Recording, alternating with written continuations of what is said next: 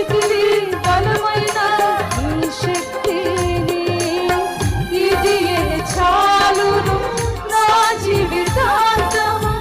ఇలా నా కన్నీయు నీవే కదా, ఇదియే చాలును నా జీవితాంతము. ఇలా నా కన్నీయు నీవే కదా. నా